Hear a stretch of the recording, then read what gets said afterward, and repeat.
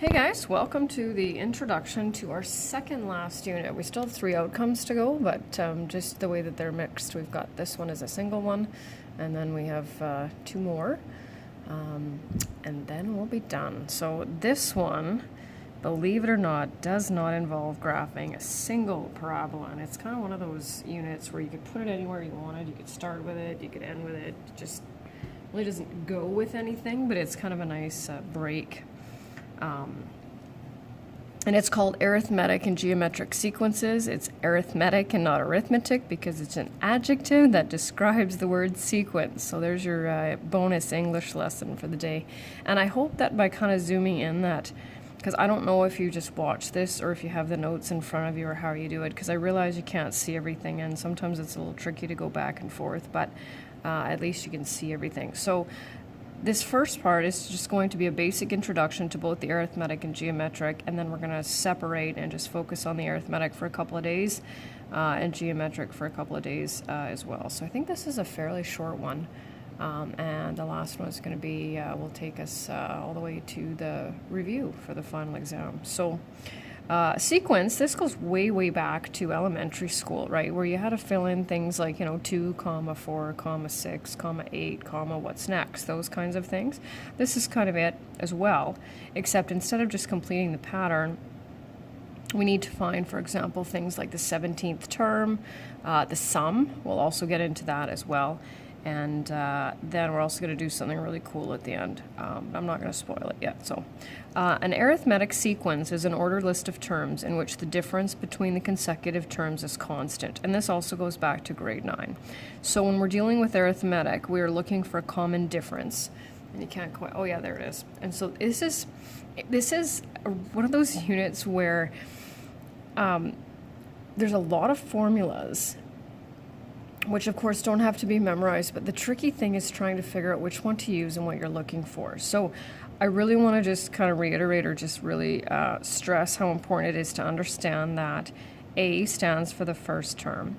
Now, if you Google formulas and things like that, there's a couple of different ways to do it. I just chose the one that I preferred, but obviously there's no wrong way. D stands for the common difference, and of course T2 will be the second term. T of n is the nth term. So we'll just do this one here fairly quickly. Again, I'm just trying to, oh, you can't quite get it over there. But for the common difference, we just subtract the terms, and it needs to be the same, otherwise it's not arithmetic. So you can see by taking this minus this, we get 5. This minus this is also 5, etc., etc. So D equals 8 minus 3. Don't need to see that, I'm just showing you that common difference. And that's one thing that we did in grade 9, where when you were graphing things, you'd have a table of values, and that's what we would look for as the common difference. With geometric, though, instead of adding or subtracting to determine the next term, you will be multiplying or dividing. And so we still have A is still the first term, T2 is the second term, but instead of a common difference, we have a common ratio. And these ones are a little tricky, and there's going to be some issues, I know, with calculators as well. I don't know if cell phones will deal with the fractions that we have to deal with, but we'll cross that bridge when we get to that.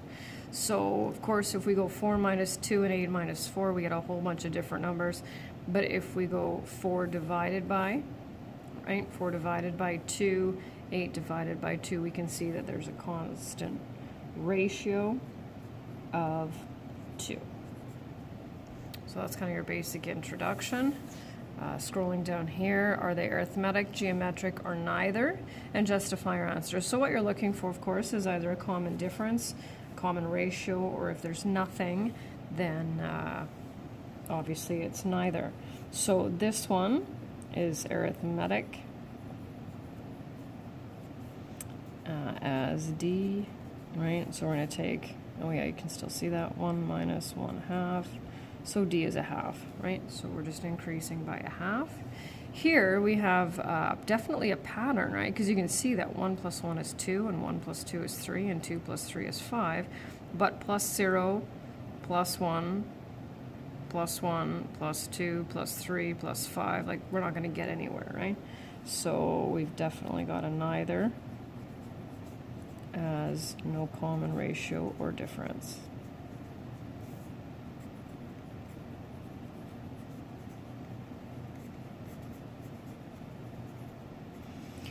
And with this one, we are dealing with the geometric sequence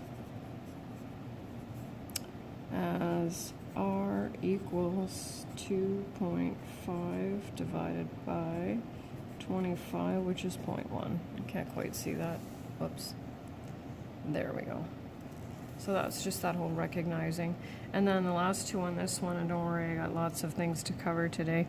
Write the first four terms for each arithmetic sequence. So A is the first term, and we have to just keep adding 2 to get to the next one, way back to integers. I actually find the problem solving the trickiest with this, and I'll explain why when we get to that. Oh my goodness sakes. There we go. Starting with -5. This time we're going to multiply by 2 each time. So -10, -20, and -40. So that's kind of the first one. And I always usually double up a little bit on that first day just to be able to give you that review period. So this is kind of the second one. So this now we're just going to focus on arithmetic sequences. And we're going to derive some formulas here. And I actually normally, as a Christmas present, I usually give everybody a formula sheet when we're done. But what I'll do is I'll just attach it and you guys can print it off and use it. That'll probably be the easiest way to do that. So terms of the sequence, I'm just going to zoom out here for just a little bit. Yeah, that's what we're going to be looking for. And what we want to do is we want to come up with formula that we can use to calculate some information here, right? So we know that the first term is A. And so we have the second term being 10. So what we want to do with this one now is we want to write it as the first term plus whatever the common difference is, right? So 6 plus, and the common difference, right, if we take 10, subtract 6 is 4. Okay, and bear with me because I'm going to go down here in a second. We're going to replace this with variables. So we're going again here. So we've got 6 plus, has to be plus common difference. So we've got one common difference and then we have another common difference, right? So really we've got 6 plus 2 times the common difference. Okay, and then moving over here, we've got 6 plus 4, that gets us to 10, plus 4, that gets us to 14, and that gets us to 18. So 6 plus 3 times 4. So this is our first term, which is A.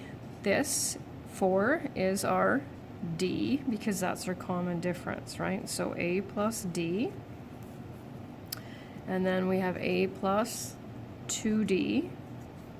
And then we have A plus 3D. And so what we want to do now is we want to look at this number compared to this number, right? Because this is our third term, and then we have that number here, and then here's our fourth term, and we have that number here. What's the difference between this?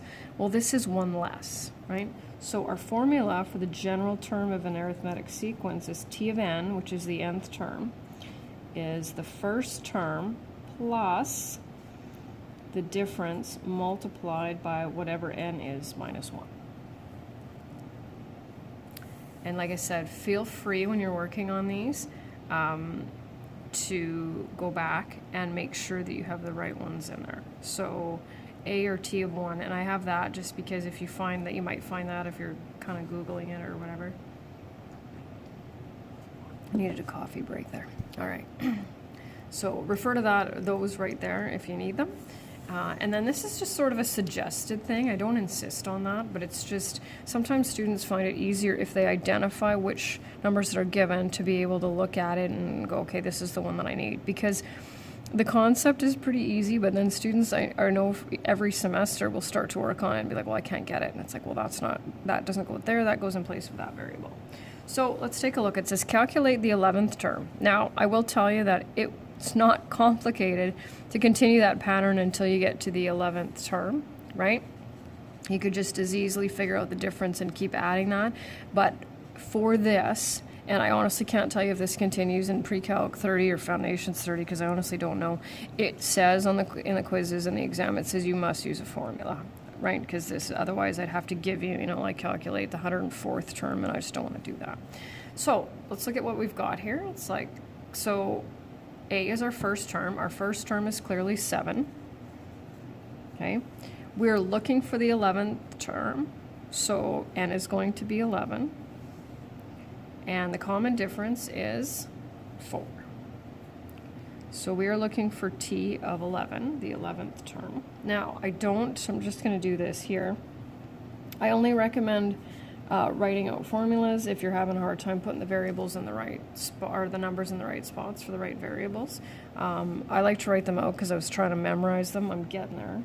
So t of 11 equals a plus 4, right, minus, and the number of steps you show is entirely up to you. So t of 11 equals 7 plus 4 times 10, and t of 11 equals 7 plus 40, which I really don't need. I should have just gone right to that. And for these ones, you can look at it and say, okay, that's totally reasonable. We're going up by 4. By the time I get to the 11th, yeah, that's not not an unrealistic one to deal with.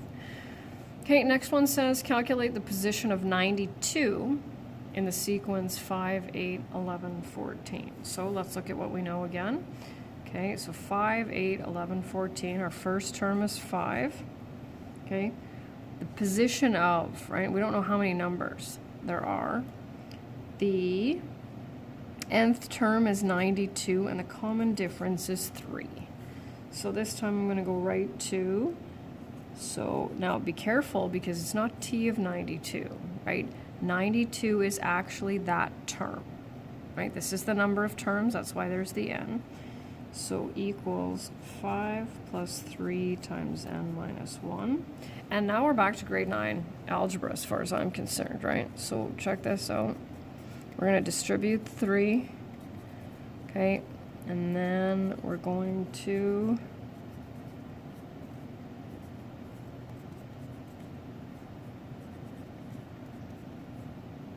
so that means that 92 is the 30th term. And then this last one here is just the general term, so it's kind of like it's just an expression because we're only given 2 numbers. So it says calculate the general term of the sequence 27, 23, 19, 15. So we're starting clearly with 27, that's our A, and our difference now is -4. So not too shocking, right? 27, difference of -4, which means we don't know. I mean, in this case, it can go on forever. So I'm going to give you the formula. So t of n, and we'll just put in what we know. And we'll get as close as we can. And so what this allows us to do here is, let's just say I gave you multiple questions. Well, instead of having to put them in this formula all the time, you could just put them into that expression, is basically what it is. Okay, and then the last one, yeah, I know I told you it was going to be kind of crazy, didn't I? The very last one we need to deal with now, oh yeah, this is a good one. An arithmetic sequence has a term 4 being 5 and term 8 is -11. Determine the values of D and A and complete the sequence. And this is one of those ones where I always have students that just, they kind of, I want to say use, maybe guess and check, but you have to use the formulas for these. So what I like to do is I like to write out my scenario. So I draw 8 blanks because it says, right, we go all the way up to t of 8. So 1, 2, 3, 4, 5, 6, 7, 8. I actually can't do word problems without doing the blanks either. 1, 2, 3, so t of 4, t of 8, right? So 5 and -11. So now what we want to do is we want to figure out, okay, so how many jumps is it going to take us to get from t of 4 to t of 8, right? 1, 2, 3, 4. So in order to calculate our common difference, we go t of 8 minus t of 4 divided by 4 jumps. So then we have -11 minus 5 divided by 4. So d is -4. So that's good. And now all we need to find now is our first term, and then we need to complete it. So we have to go back to t of n equals a plus d.